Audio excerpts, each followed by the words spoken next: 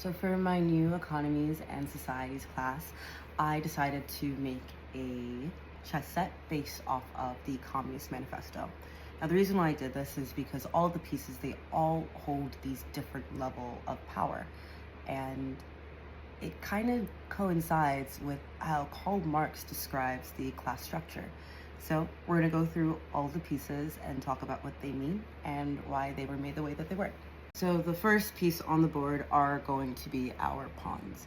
Now, initially, you would think that the pawns would be the proletariats, but they are not. The pawns only move one space forward. They're actually called lumpen proletariats because they are the lowest of lowest class. They are made differently, so there are different variations of them, and they're actually very rough in texture and not really nice to feel. Inside the manifesto, the lumpen proletariats are like the sex workers and the criminals of the society. And this is what they look like. Next, we have our rooks. So our rooks are supposed to represent these institutions, these factories, and these prisons. The way that these were designed is that, as you can see, these are lines going down them, and even some of them have decay, and they're supposed to look like prisons. Now we have one of my most intricate pieces, which is going to be my knights. So the knights were a little bit hard to make. They are the only piece on the board that is shaped like an L and have 3 different compartments. Now they're shaped like an L because they move in an L shape. Their mobility is completely different than any other of the pieces on the board. So inside of this society, inside of this chess set, the knights are actually the financiers and the engineers and the doctors of the society. Now, they do have more mobility and they have more freedom than their counterparts, like the proletariats and the lumpen proletariat. They still do not own the means of their own production. So these are the only pieces that have 3 different compartments outside of the king and queen. And this is the knights.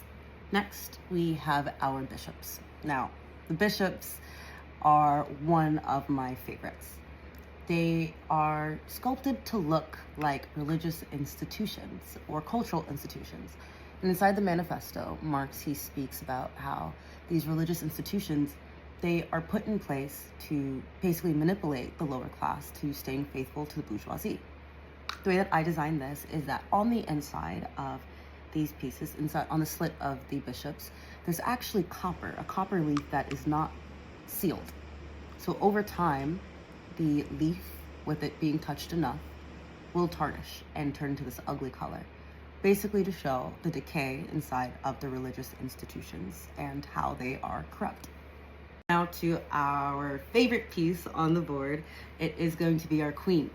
Now you would think of the queen as the actual bourgeoisie. I mean, she holds the most value on the board, right besides the king.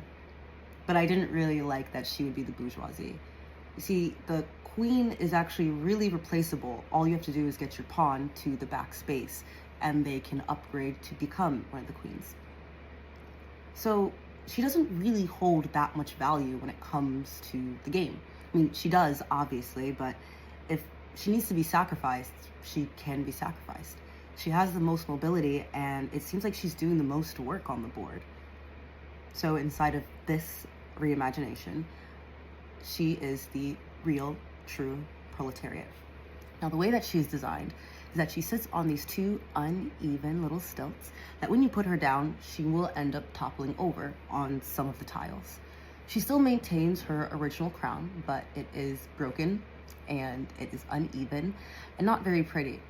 This was also done intentionally just to show that her standing inside of society is never really set in stone. As I said, she's replaceable. So this is the queen. Also great to mention that like she shakes all the time too. Like you have to put her down very, very gently or that will happen. Now for our last and final piece, we have our king. So inside the manifesto, Marx, he basically mentions that the bourgeoisie class, which is the king, they own everything. They own the factories, they own the religious institutions, they own the means of production without actually doing any production themselves.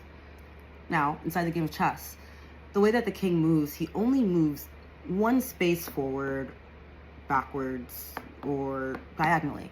He doesn't have a lot of mobility. He's essentially kind of fat and lazy. even though he does have the most value. So the way that I designed this piece is that it is hollow, to show that he does no work. It's completely hollow.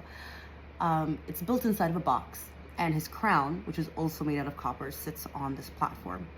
Now the crown and the platform has not been sealed either, so over time, with enough touching of this piece, it will also tarnish into an ugly copper color. Now, lastly, we can get into the tiles. When I first bought the tiles, they were super smooth. And then I was thinking that technically, if we are really referring to the manifesto, the playground that Marx paints for us, it's not fair. It's not a smooth playground. We don't all start at the smoothest tile.